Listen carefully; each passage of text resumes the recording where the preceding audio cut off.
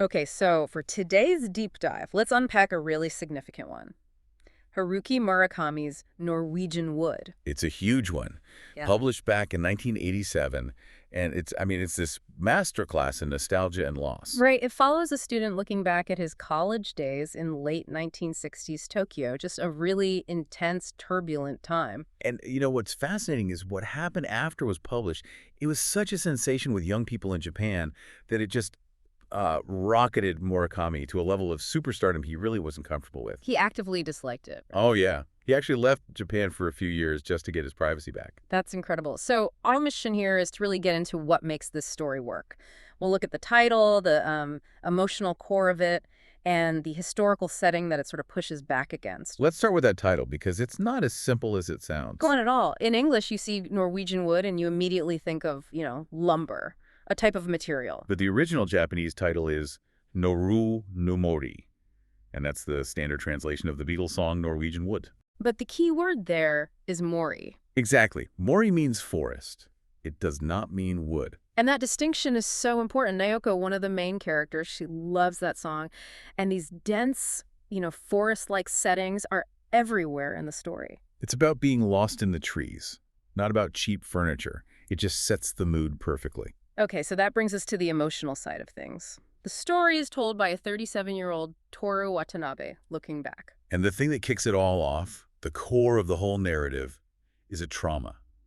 The unexpected suicide of his best friend Kazuki when they were just 17. And that one event just pulls everyone into its orbit. Watanabe is caught between these two women who could not be more different. Right. First, there's Naoko. She was Kazuki's girlfriend. Her emotional state is just so fragile, not just from Kazuki's death, but also because her older sister died by suicide, too. She really represents the past and this inescapable grief. And then on the other side, you have Midori. Who is the complete opposite. She's outgoing, she's funny, provocative, she's so grounded in the present. She's a possibility of, a Really a necessary counterweight, for sure. And we should probably mention the other characters, like Reiko, the pianist at the sanatorium with Naoko. And also Nagasawa. I find him fascinating.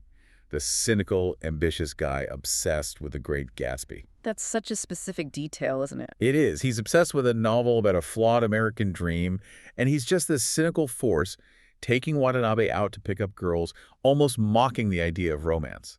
It's a brilliant contrast to Watanabe's own inner turmoil, and all of this is happening against the backdrop of the student protests in late 60s Tokyo. Yes, and this is a really critical point for you to understand.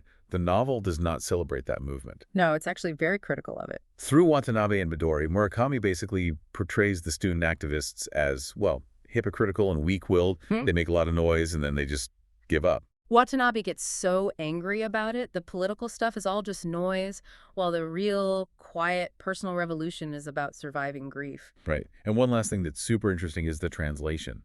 There are actually two major English translations of the book. I was so surprised by this. There's one from 1989 by Alfred Birnbaum, and then the authorized one from 2000 by Jay Rubin. And they're different. Even small things, like a character's nickname, can totally change the tone. The example of the roommate is perfect. In the first translation, he's called Kamikaze. And in the later one, he's Stormtrooper.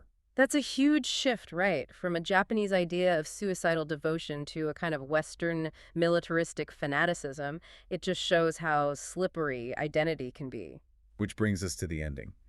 After Naoko also dies by suicide, Watanabe is just lost.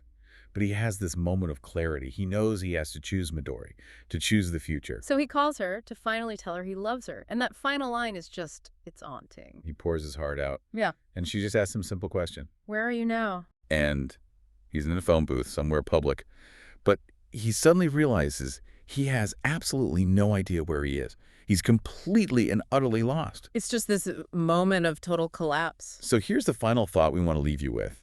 Given the book's translation can shift a character's identity so drastically, and the story ends with our hero having no idea where he is physically or existentially, how does that profound uncertainty of place reflect the novel's central theme of finding a stable self in a world where everything, even language and grief, is constantly shifting?